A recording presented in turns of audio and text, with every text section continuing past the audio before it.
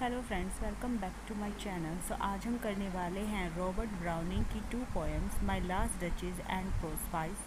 और ये क्या हमारे पोइट्री सेक्शन में आती है और आज हम इन्हीं से रिलेटेड अपने एमसीक्यूज कवर करने वाले हैं। हमारा पहला क्वेश्चन है, what kind of poet is browning. जो हमारे पोएट थे रॉबर्ट ब्राउनिंग, वो किस तरह के पोएट थे? A pessimist, B realist, C optimist और D none of these. So right answer is C, optimistic. वो बहुत आशावादी पोएट थे।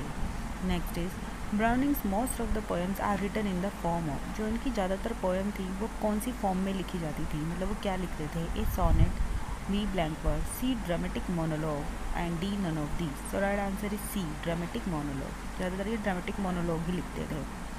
Next is My Last Duchess is compose by. Well, इनकी एक पोएम थी द माई लास्ट डचेस। वो किसने कंपोज की थी? वेल, वो की थी हमारे रॉबर्ट ब्राउनिंग ने। And my last published in, अब हमसे पूछा गया कौन सी ईयर में यह पब्लिश हुई है। So A 1935, B 1832, C 1844 and D 1842। So right answer is D, 1842। So My Last Duchess is compose by Robert Browning in 1842। इसको 1842 में कंपोज किया गया था। Now our next question is, My Last Duchess is published in the book. जो इनकी poem थी वो कौन सी बुक में पब्लिश हुई थी? A dramatic theatre, B dramatic lyrics, C dramatic technique and D none of the. So right answer is B, dramatic lyrics. ये dramatic lyrics में पब्लिश हुई थी। Next is My Last Duchess is written in the form of. अब देखिए, हमें पता है कि ज़्यादातर ये क्या लिखते थे? ड्रामेटिक मोनोलॉग लिखते थे। और हमसे पूछा गया है कि इनकी ये पोएम माई लास्ट डचेस जो है वो किस फॉर्म में लिखी हुई है। So A lyric, B elegy, C ode and D dramatic monologue. So right answer is D, dramatic monologue. ये भी ड्रामेटिक मोनोलॉग में ही लिखी गई है। Next is how many lines are there in the poem. इनकी इस पोएम में टोटल कितनी लाइन्स हैं? A 46, B 56, C 66 and D 76। So right answer is B, 56। इस पोएम में कितनी लाइन्स हैं? 56 है। ये जो पोएम है इसमें 28 राइमिंग कपलेट्स हैं और ये आयम्बिक पेंटामीटर में लिखी गई है और टोटल लाइन्स हैं इसकी 56। Now our next question is, the poem is written इन।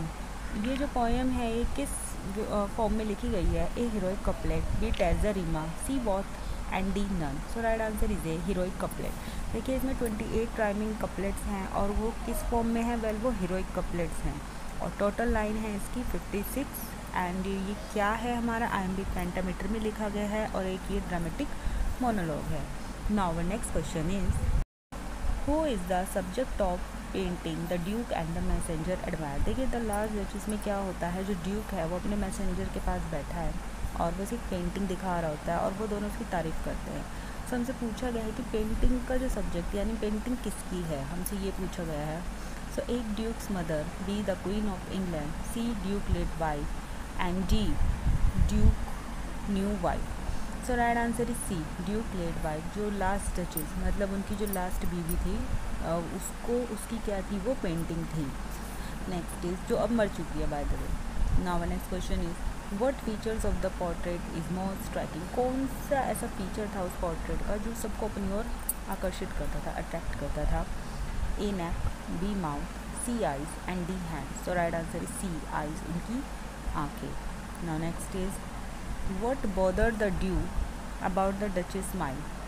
जब भी जो डचेस थी वो स्माइल करती थी तो ड्यूक को ये चीज़ बिल्कुल भी अच्छी नहीं लगती थी, मतलब उसे परेशानी होने लगती थी। ऐसा क्यों? A it was too easily given to anyone, B it was false, C it was crooked and D it was never reserve for him. So right answer is D, it was never reserve for him. देखिए, जो हमारी duchess थी वो बहुत ज़्यादा खुश मिजाज थी। अगर कोई भी आता था तो वो सबको सबकी तरफ स्माइल करती थी, मतलब अगर कोई इसके लिए थोड़ा सा भी कुछ कर देता था तो वो खुश हो जाती थी। और जो हमारे ड्यूक था वो इस बात से बहुत ज़्यादा जेलस होता था कि मतलब ये स्माइल सिर्फ उसके लिए नहीं है, वो सबके साथ सेम ही पेश आती है, मतलब ऐसा नहीं है कि उसे कुछ स्पेशल फील कराती हो। और ये बहुत ज़्यादा इस बात से क्या रहता था? जेलस रहता था। सो इस पोएम में क्या दिखाया गया है कि जो विक्टोरियन एरा में जो औरतों के साथ होता था, मतलब कि जो आदमी थे वही क्या समझते थे, अपनी वाइफ्स को अपनी प्रॉपर्टी की तरह ही वो ट्रीट करते थे और उन्हें लगता है कि जो हम कहेंगे, जैसे हम कहेंगे, इन्हें वैसे ही करना चाहिए। तो इस पोएम के थ्रू हमें वही चीज़ दिखाई गई है कि उस टाइम पर जो मतलब हस्बैंड थे वो क्या करते थे, काफ़ी कंट्रोलिंग थे। और ये ड्यूक भी उसी टाइप का था। ये ड्यूक क्या था? काफ़ी ज़्यादा जेलस फील करता था और डचेस जो थी हमारी बहुत ज़्यादा खुश मिजाज थी, मतलब सबको स्पेशली मतलब क्या करती थी, एक जैसा ट्रीट करती थी। इसे ये चीज़ बिल्कुल पसंद नहीं आती थी। उसे लगता था कि वो सिर्फ मेरे लिए स्माइल करना चाहिए, ना कि सबके लिए। तो ये क्या थी, उसकी बहुत बड़ी प्रॉब्लम थी। Now next question is where does this poem take place. अब हमसे पूछा गया है कि जो पोएम का बैकग्राउंड है वो कहाँ का है, मतलब कहाँ पर बेस्ड है। A Canton France, B Ferrara Italy, C Ambers Germany and D Cartive England. So right answer is B Ferrara Italy. ये इटली पे बेस्ड है। ओके, ना next is what is the structure of this poem. इस poem का जो structure है वो कैसा है। A rhymed iambic pentameter, B free verse, C unrhymed iambic pentameter and D unrhymed iambic pentameter। पहले हमें पता है कि iambic pentameter है, but which one. So right answer is A rhymed iambic pentameter। ये कैसा है, राइमिंग कपलेट है। How would the tone of this poem best to be described. इस पोएम की जो टोन है वो क्या है। A mischievous, B ironic, C unsetting and D tempest। So right answer is C unsetting। Next is in my last duchess where does the duke keep the painting of his wife। अब जो हमारा Duke था वो कैसा था, बहुत jealous किस्म का आदमी था। तो वो ये भी नहीं चाहता था कि हर कोई उसकी पेंटिंग को देखे। तो वो उसे कहाँ रखता था। A on his bedroom, B in the middle of the road, C on a landing on the grand staircase and D none of this. So right answer is C on a landing on the grand staircase. Now our next question is what is meant by the phrase a spot of joy। इसमें एक phrase use हुआ है spot of joy। इसका मतलब क्या है। A blush, B a brightness in the eyes, C a time of merriment and D a tear। So right answer is A a blush। क्या होता था, जब भी कोई तारीफ़ करता था उस पेंटिंग की तो जो रानी थी मतलब वो क्या हो जाती थी, मतलब सॉरी जो डचेस थी वो क्या हो जाती थी, बहुत ज़्यादा खुश हो जाती थी। मतलब उसकी बोलते हैं ना शर्म से गाल लाल होना, उसको बोलते हैं a blush. So right answer is a a blush. Now next is what is the Duke planning while narrating the poem. जब जो ड्यूक है वो नरेटर है इस पोएम का, और जब वो क्या कर रहा था, नरेट कर रहा था, तो वो साथ में साइड क्या प्लान कर रहा था। A hunting trip, B an expedition, C commissioning a state of his wife and D a new marriage। So right answer is D a new marriage। वो नई शादी करने की प्लान कर रहा था। तो उस समय लोग क्या करते थे, ज़्यादा से ज़्यादा प्रॉपर्टी इंक्लूड करने के लिए नई नई शादियाँ करते रहते थे। तो वो भी इस पोएम के थ्रू बताया गया। मतलब इसमें उस टाइम का जो सिनेरियो था उस चीज़ को इस पोएम के थ्रू हमें दिखाया गया है। Now next question is what is the duke arranging in My Last Duchess. वो इसमें क्या अरेंज कर रहा था। A the duchess funeral, B the painting of the duchess portrait, C a new marriage for himself and D the sale of his art collection. So right answer is C a new marriage for himself, अपने लिए एक और शादी। Next is what is the rhyming scheme of My Last Duchess. इसकी rhyming scheme क्या है। A enjambed blank verse, B enjambed rhyme of couplet, C end stop rhyming scheme and D and stop blank verse। So right answer is A engemmed blank verse। Now next is Fra Pandolf is a fictitious name of। well इसमें एक नाम आया फ्रा पेंडोल्फ, वो कौन था। A a painter, B a musician, C a poet and D an essayist। So right answer is A a painter। वो एक painter था। इसे बताया गया है कि फ्रा पेंडोल्फ जो एक क्या है, मॉन्क है, उसने क्या करी है, इस पेंटिंग को पेंट किया है। Next is Claus of Innsbruck is also a fictitious name. एक और काल्पनिक नाम यूज़ हुआ है क्लोज ऑफ इनसबर्ग, वो कौन था। A sculpture, B a musician, C a poet, D an essayist. So right answer is A a sculpture. Next is Prospice was written soon after his wife Elizabeth passing in 1861 and published in the collection. Prospice कब लिखी गई, जब उनकी wife जो थी poet की Elizabeth, उनकी 1861 में क्या हो गई, डेथ हो गई। उसके बाद उन्होंने ये पोएम लिखी और ये पब्लिश हुई। तो वो कौन से कलेक्शन में पब्लिश हुई। A Dramatis Personae 1864, Dramatic Idyls 1879, Dramatic Idyls second series 1880 and D none of the. So right answer is A Dramatis Personae 1864 में क्या हुई थी, ये पब्लिश हुई थी। और ये किसके लिए थी स्पेशली। वेल उनकी वाइफ की जब डेथ हुई उसके लिए उन्होंने ये लिखी थी। Now next question is the title Prospice here means. इस टाइटल जो प्रोस्पाइस है इसका क्या मतलब है। A looking forward, B looking back, C looking to and fro and D looking straight. So right answer is A looking forward, मतलब looking forward to death. Prospice क्या है, एक लैटिन वर्ड है और जिसका मीनिंग होता है लुकिंग फॉरवर्ड टू डेथ। इसमें क्या होता है, जो हमारा पोएट है वो किसकी वेट करता है, डेथ की वेट करता है। वो कहता है कि मतलब जब उसकी वाइफ की तो ऑलरेडी डेथ हो चुकी है और वो कहता है कि अब मैं भी डेथ का वेट कर रहा हूँ और मैं डेथ से क्या करूँगा, ब्रेव बनकर लड़ूंगा ताकि मैं क्या कर सकूँ, बाद में अपनी बीवी से मिल सकूँ। Now next question is the poem Prose Spice has dash stanzas having dash lines in each stanza. So A 7-4, B 5-3, C 8-5 and D 7-3. So right answer is A 7 and 4. The poem Prose Spice has 7 stanzas and 4 lines. इसमें total 7 stanzas हैं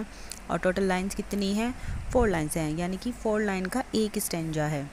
now next is the poem Prospice is highly dash in style. ये कौन से style में लिखी गई poem है? A optimistic, B pessimistic, C sad and D cheerful. So right answer is A optimistic. Well देखिए, poem जो है डेथ के बारे में है, अपनी डेथ का वेट कर रहा है, लेकिन स्टिल कैसी है, वो काफ़ी ऑप्टिमिस्टिक है, क्योंकि वो इस चीज़ में ये है कि मरने के बाद भी वो किससे मिलेगा, अपनी वाइफ से मिलेगा। Now next question is The popular line I was ever a fighter so one fight more the best and the last form a part of। वो कहता है कि मैं क्या हूँ, एक फाइटर हूँ और मैं एक और लड़ाई लड़ूंगा और शायद ये लड़ाई क्या हो, मेरी बेस्ट हो और लास्ट हो। तो हमसे पूछा गया कि कौन सी पोएम की लाइन्स हैं। So A Rabbi Ben Ezra, B Prospice, C The Patriot and D none. So right answer is B Prospice. ये प्रोस्पाइस की है और किससे फाइट कर रहा है, वो डेथ से। Next is the popular lines O thou soul of my soul, I shall chase thee again and with God be the rest, form a part of। Still हमसे पूछा गया है कौन सी पोएम की लाइन है। A Rabbi Ben Ezra, B Prospice, C The Patriot and D none. So right answer is B Prospice. ये line भी कौन सी पोएम से ली गई है, ये प्रोस्पाइस से ली गई है। Now our next question is Who is said to be the silent listener in My Last Duchess? My Last Duchess में किसको साइलेंट लिसनर बताया गया है, जो मतलब चुपचाप सुन रहा है? A Nicholas Medras, B duke, C Alfonso and D none. So right answer is A Nicholas Medras को क्या बताया गया है, साइलेंट लिसनर बताया गया है। कौन सी पोएम में, माई लास्ट डचेस में। Now next question is My Last duchess the Duke is proud of his. इसमें जो ड्यूक है उसे बहुत ज़्यादा घमंड होता है, किस चीज़ के ऊपर? A 500 year old name, B 800 year old name, C 900 year old name and D 1000 years old name. So right answer is C 900 year old name. वो कहता है कि मतलब हमारी पीढ़ी जो है 900 साल पुरानी है। Next is by nature the duke is, जो ड्यूक था वो उसका नेचर कैसा था? A jealous, B sympathetic, C loving और D caring. So right answer is it jealous, बहुत ज़्यादा जलता था वो। Next question is the duke cannot tolerate the amiable nature of, मतलब दोस्ताना स्वभाव उससे किसका बर्दाश्त नहीं होता था? A his sister, B his brother, C his mother and D his wife. So right answer is D his wife. उसकी बीवी कैसी थी? बहुत अच्छी थी, मतलब सबके साथ एक जैसा बिहेव था, नौकर हो या कोई भी सबको समान ट्रीट करती थी और उसे अपनी बीवी का यही नेचर क्या नहीं था, बिल्कुल भी पसंद नहीं था। और कहता था कि हम इतने मतलब राजा हैं तो हमें राजाओं की तरह ही रहना चाहिए। Now next question is I gave commands, then all smiles stopped together. Who gave the commands to kill the duchess? वो कहता है कि मैंने एक कमांड दी और सारी स्माइल क्या हुई, एक बारी में रुक गई। और क्या कमांड दिया कि रानी को, डचेस को मार दो। So A the duke, B the duchess, C the artist, D none of this. So right answer is A the duke. किसने कमांड दी थी? वो ड्यूक ने कमांड दी थी कि मेरी रानी को मार दो, क्योंकि वो क्या करती थी, उसकी सुनती ही नहीं थी। वो समझाता था कि भाई तुम स्माइल मत करो, लेकिन वो उसके कंट्रोल से क्या थी, बाहर थी। और उस टाइम पर लोग क्या करते थे, लोग औरतों को अपने दबा कर रखते थे, तो इसी वजह से उसने क्या किया, उसे मरवा दिया। So right answer is A the duke. Now next question is who is the father of the duke's bride to be. अब जो ड्यूक है वो एक नई शादी कर रहा है, तो हमसे पूछा गया है कि जो उसकी नई बीवी है उसका फादर कौन था? A count of Tyrol, king of Tyrol, C duke of Tyrol and D none of these. So right answer is A count of Tyrol. Count of Tyrol की बेटी थी, उससे वो क्या करने वाला था, शादी करने वाला था। कौन? Duke. Now next is Prospice. अब जो ये प्रोज स्पाइस है वो क्या है? A a ballad, B a satire, C autobiographical and D none of these. So right answer is C autobiographical. देखिए जो माय लास्ट डचेस है वो एक ड्रामेटिक मोनोलॉग है और जो प्रोज स्पाइस है वो क्या है, ऑटोबायोग्राफिकल है। Now next is Prospice is a short poem of just. अभी जो प्रोज स्पाइस बहुत छोटी सी पोएम है और इसकी कितनी लाइन्स हैं? A 28, B 30, C 34 and D none of the. So right answer is A 28 lines. ये सिर्फ 28 लाइन्स की एक पोएम है। वेल इसमें 7 स्टैंजाज हैं 4 लाइन की, सो 7 4 जा 28। Now next is Prospice is composed in the autumn of. A 1861, B 1852, C 1853, D 1854. So right answer is A 1861. Prospice कौन कब कंपोज की गई थी? 1861 में. Next is Prospice is first published in Atlantic Monthly and later it is included. सबसे पहले तो इसको अटलांटिक मंथली में पब्लिश किया गया, बाद में इसे कौन से बुक में इंक्लूड कर लिया गया? A Dramatis Personae 1864, B Ring and the Book, C Asolando and D Pippa Passes. So right answer is A Dramatis Personae 1864 में इसको इंक्लूड कर लिया गया.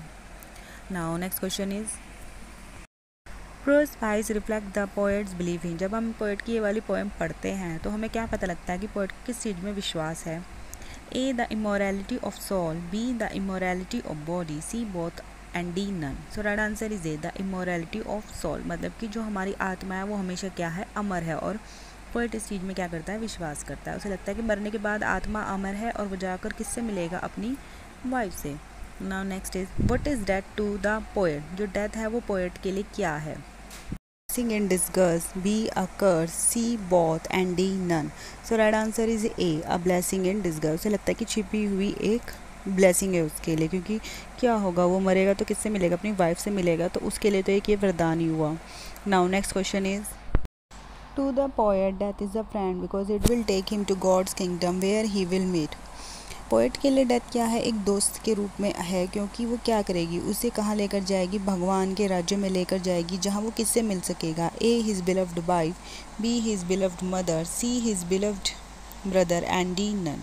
सो right answer is A his beloved wife. वो अपनी बीवी से मिल सकेगा. Next is the phrase a peace out of pain appear in. ये जो फ्रेज़ है ये कौन सी पोएम का हिस्सा है? A prospice, B last ride, C hope, D none. So right answer is A prospice. ये प्रोस्पाइस का हिस्सा है. Now this is my last question. Thank you for watching my video. Please like and subscribe.